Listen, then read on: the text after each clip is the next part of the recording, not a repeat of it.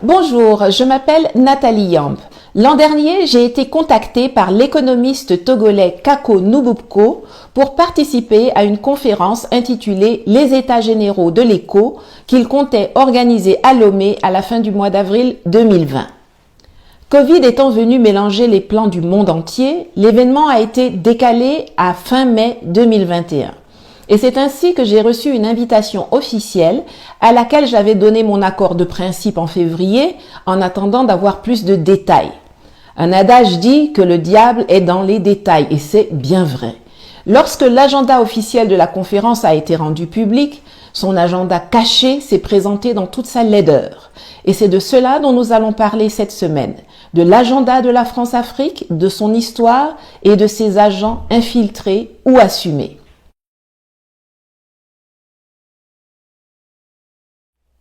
Quelle monnaie pour quel développement en Afrique de l'Ouest? Tel est le thème autour duquel s'organise le colloque de Lomé. Dès qu'on se penche sur le programme, les premiers hics sautent aux yeux. D'abord, la structuration de la conférence.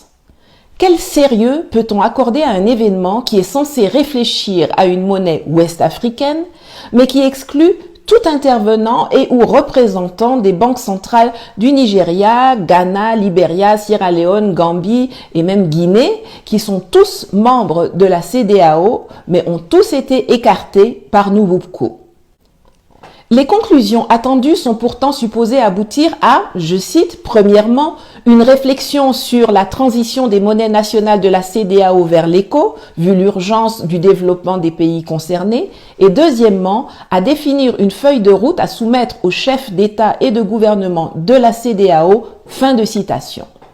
Sachant qu'il y a 7 monnaies dans la communauté, à savoir le cedi ghanéen, le dalasi gambien, le dollar libérien, le franc guinéen, le léon sierra-léonais, le naira nigérian et le franc CFA de l'UEMOA, je me demande comment on peut envisager aboutir à des conclusions pertinentes à proposer aux chefs d'État de la zone en faisant abstraction des communications de 6 pays qui la composent, parmi lesquels la principale économie d'Afrique, le Nigeria. Peut-on atteindre ces deux objectifs du colloque en ne travaillant que sur l'éco vu par les problèmes du franc CFA? Je dis non. Mais cela s'explique par le fait que ce n'est pas le but recherché. Il ne s'agit pas de cogiter pour mettre en place des outils d'aide à la décision pour l'éco de la CEDEAO. Il s'agit de faire de la publicité et de légitimer l'éco de Macron, cette parodie de monnaie qui demeure arrimée fixement à l'euro et reste téléguidée par Paris. Cela explique aussi l'absence de certains contempteurs du franc CFA comme Dongo Samba Sylla, Fanny Pigeot, François Ndengwe, Nicolas Agboou, etc. Et cela explique aussi pourquoi les vrais adversaires du franc CFA, que ce soit sous sa forme originelle ou sous le costume éco-délavé que Macron veut lui enfiler, ne sont pas vraiment conviés pour faire autre chose que de la figuration. Inviter Mamadou Koulibaly, Aminata Traoré, la dame de Sochi, mais les cantonner dans un panel d'ouverture sans leur laisser la possibilité de faire des interventions dédiées sur des thèmes précis, permet d'octroyer une crédibilité à un événement financé par la France-Afrique, mais sans leur donner l'occasion de mélanger, de niagami, ce qui a été savamment concocté par et pour l'Élysée et la présidence togolaise.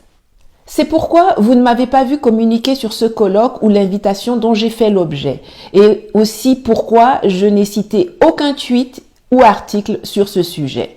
Je m'attendais à quelque chose de tordu, surtout depuis que j'ai vu Kako faire l'éloge de la comédie affligeante que le duo Macron-Ouattara a organisée à Abidjan en décembre 2019 pour annoncer la pseudo-mort du franc CFA et la naissance de l'éco-macronien. Un profane, quelqu'un qui n'y connaît rien aux questions monétaires, aurait pu se laisser blaguer, mais pas lui. J'ai définitivement compris alors que mes soupçons étaient fondés et que Kako Nububko avait rejoint la galaxie macronienne. Beaucoup de gens l'ignorent ou font semblant de l'ignorer, mais l'ancêtre de la BCEAO, la Banque du Sénégal, a été créée par un décret du 21 décembre 1853 par Louis-Napoléon Bonaparte pour permettre l'indemnisation des anciens propriétaires d'esclaves. En effet, en 1848, alors que la France abolissait l'esclavage pour la deuxième fois dans ses colonies, elle indemnisait non pas les esclaves, mais plutôt les propriétaires d'esclaves ou leurs créanciers pour les dédommager de la perte économique qu'entraînait l'émancipation générale. Une loi votée à l'Assemblée nationale française en avril 1849 leur attribue 126 millions de francs de l'époque, répartis de la manière suivante: 6 millions payables en numéraire la première année, une rente annuelle de 6 millions pendant 20 ans, inscrite au grand livre de la dette publique française, et un prélèvement permettant la création de banques coloniales en Martinique, en Guadeloupe, à La Réunion et au Sénégal. Ces banques ont pour mission d'aider les anciens propriétaires d'esclaves à faire fructifier leurs affaires après la perte de leurs travailleurs forcés. Cette mission a par la suite continué à être assurée par les divers établissements descendants de la Banque du Sénégal, dont la Banque de l'Afrique occidentale de 1901 à 1955, l'Institut d'émission de l'Afrique occidentale française et du Togo de 1955 à 1959 et enfin la Banque centrale des États de l'Afrique de l'Ouest à partir de 1959. Je répète donc pour les durs d'oreille au fond de la classe. La mission de la BCEAO est de financer la colonisation qui a remplacé l'esclavage après son abolition de façade en 1848. C'est écrit sur le site même de la BCEAO. Aucune personne qui travaille à la BCEAO, à l'UMOA ou à l'UEMOA ne va jamais porter un coup fatal au franc CFA qui est l'instrument que les traités instituant ces maisons mères de la France-Afrique ont créé pour pérenniser la colonisation. Dans le meilleur des cas, ces gens sont des collabos passifs. Dans le pire des cas, ils sont des agents assumés ou infiltrés au front pour solidifier notre asservissement à la France. Alors, ce n'est certainement pas un monsieur qui a commencé sa carrière à la BCEAO, qui la poursuit à la tête de l'UEMOA en passant par la francophonie, qui va être à nos côtés dans le nécessaire combat de libération qui est en cours. Car il faut le souligner, les actions individuelles et courageuses de certains d'entre nous, adversaires acharnés de ce système de pillage, ont contraint la France-Afrique à faire des micro-concessions, des mesurettes qui ne changent rien de fondamental ni à sa vie ni à la nôtre, mais qui ont quand même le mérite de lui avoir fait perdre un peu la face sur la scène mondiale.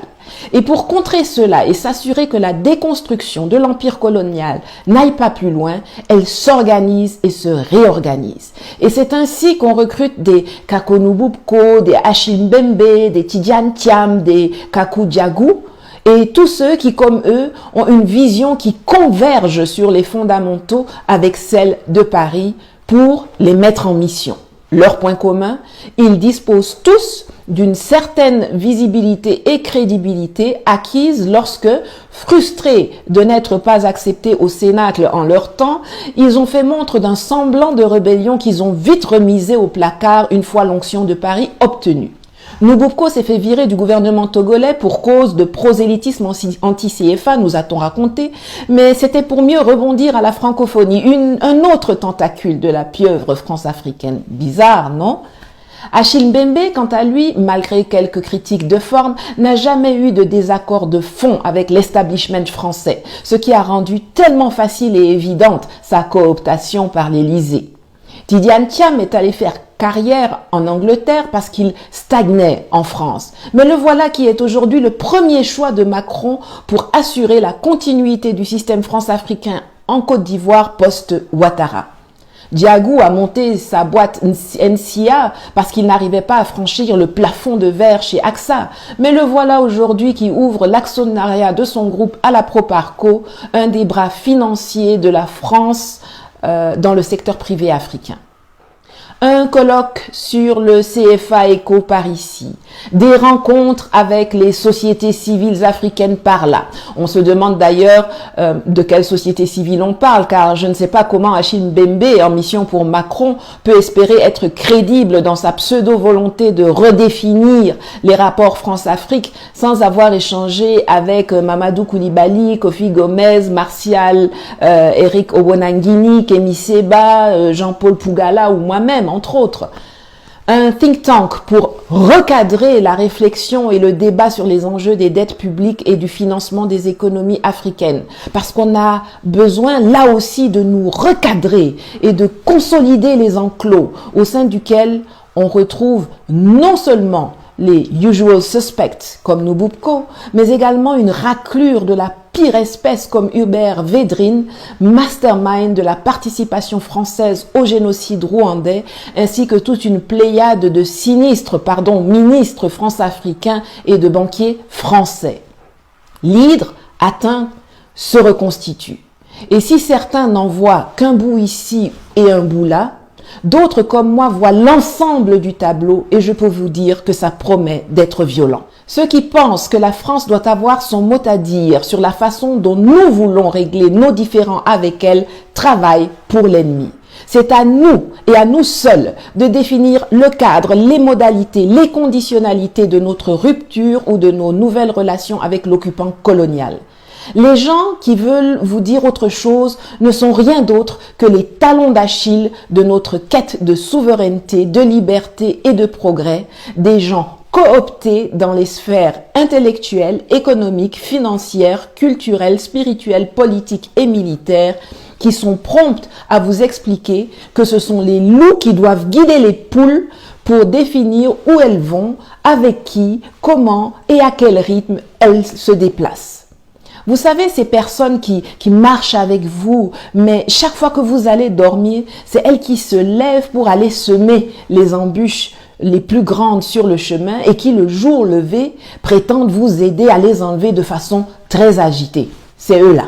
Je ne vais pas être longue. Pour terminer, je vous rappelle juste que le schéma français est simple. Je vous l'ai dit à Sochi, je vous le répète aujourd'hui. Il est basé sur 3 axes. L'économie, la diplomatie et l'armée.